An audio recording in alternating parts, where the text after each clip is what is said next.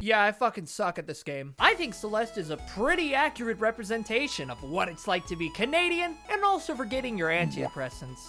And sure, while I may think that Canada is a fucking travesty and that everyone who lives there should burn in hell, I must say, this game makes the country look pretty nice, actually. Like, look at how pretty all of this is. God damn! And look, they even made pixelated fire for you disgusting fucking Canadians to throw yourselves into.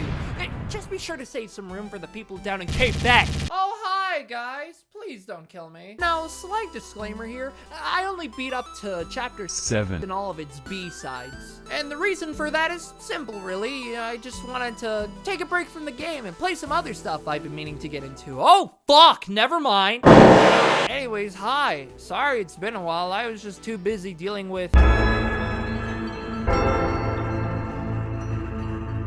Which is kind of fitting considering what this whole game's story's about. But it's also kind of concerning because, yeah, I'm probably gonna need some Zoloft real soon. I'd just like to say shoutouts to Lena Rain and all the other musicians for making a real good soundtrack to help me forget that I'm on a dog shit at this game. No joke, I could be 2 or 3 or 4 hours into a level, and I'll still be simultaneously hitting the whip and nay-nay to the music. Some of my favorite tracks include both sides for Chapter 5, both sides for Chapter 1, and my personal favorite, Chapter 3B. It really is the best track for the worst fucking level in the game! But that's besides the point. The music is fantastic, but I think more people think about the visuals when talking about this game. And for good reason too, because all of the pixel art in this game is what we call in the business top fucking notch. Like, if you don't think that this scenery right here is some of the most prettiest shit ever in a video game,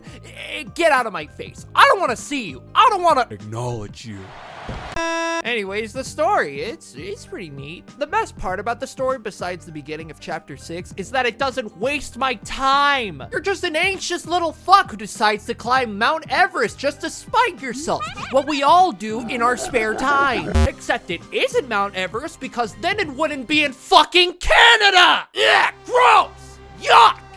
Fucking disgusting! While you're climbing, you see all sorts of supernatural shit that makes you question the country these creatures live in even more! What are you hiding from us, Justin Trudeau? I need answers, goddammit! Let's talk about the movement in this game. Oh boy, I sure do love it. Now, I'm a big fan of movement in video games, and it's why I think any 3D Mario speedrun is a thing of beauty. In Celeste, you can jump, you can dash, you can climb walls. Combine all three and you can break the fucking game! Not only does this game encourage you to try all sorts of movement options for its many optional routes, but sometimes this game will force you to learn speedrunner techniques. Thank you, Chapter 7B, you asshole. And then you introduce a bunch of other objects that also affect your movement, like the orbs, Kevin, the wind, and just go watch the task videos of this game at GDQ. It's fucking beautiful, man. Now, I consider myself to be pretty decent at the game, but was I always like that? Oh, ha ha ha ha ha ha. To dying on the first possible screen on the first chapter, to actually getting lost in the beginning of Chapter 2, oh, I am so glad I did not stream this game. And playing this game with analog controls, I caught myself saying, gee, how about you dash diagonally, you short Canadian fuck? A lot. And yes, I do use analog controls because I am a little bitch baby and I do not like using the D-pad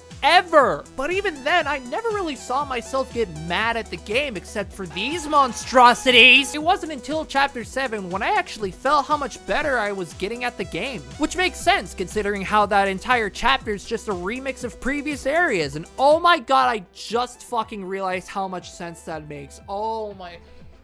Ooh. I actually revisited some areas just to see what kinds of trickety tricks I can do, and if you know, you know. But if there's one chapter that I absolutely refuse to go back to, even if I'm being held at gunpoint, that would have to be... Oh my fucking god! I've never felt such intense feelings of pain and misery in a video game screen like this! And the worst part is that these feelings occurred multiple fucking times! Now let me just get one fact out of the way, alright? The game is hard. Like, ball-crushingly hard. Oh, and when I say ball-crushingly hard... I mean, just putting all your junk in a hydraulic press and just letting the machine take care of business. You know, thinking about it, I think that's exactly what Madeline did when she was transitioning, also trans rights. Let's go, champ!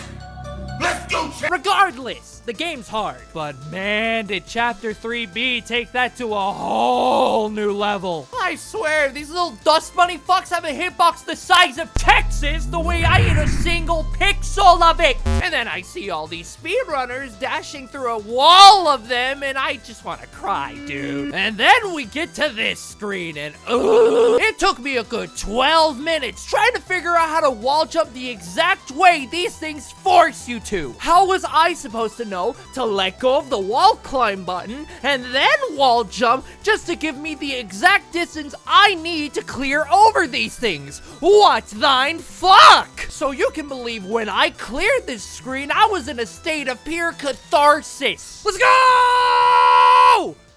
Ah! Oh, but it's not the end though, because then we get to this fucking screen! It took me another 20 minutes to clear this screen, and I, for the life of me, do not know why! Seriously, as I was editing this video, I decided to randomly pick up the game again, just to see if this screen really was that hard, and literally 2 fucking tries. Are you kidding me? Are you...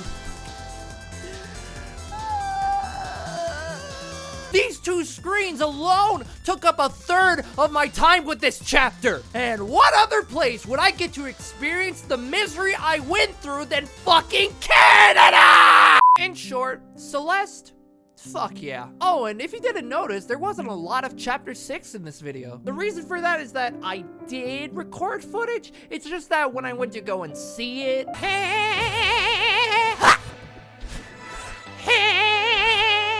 and I will finish this game, of course. It's just that I don't want my brain to fry anymore. And considering that Chapter 8 is literally called Core, now if you excuse me, I need to go find whoever made those dust bunnies, go to their house, and then just put them through a table. Alright, see you later, bye!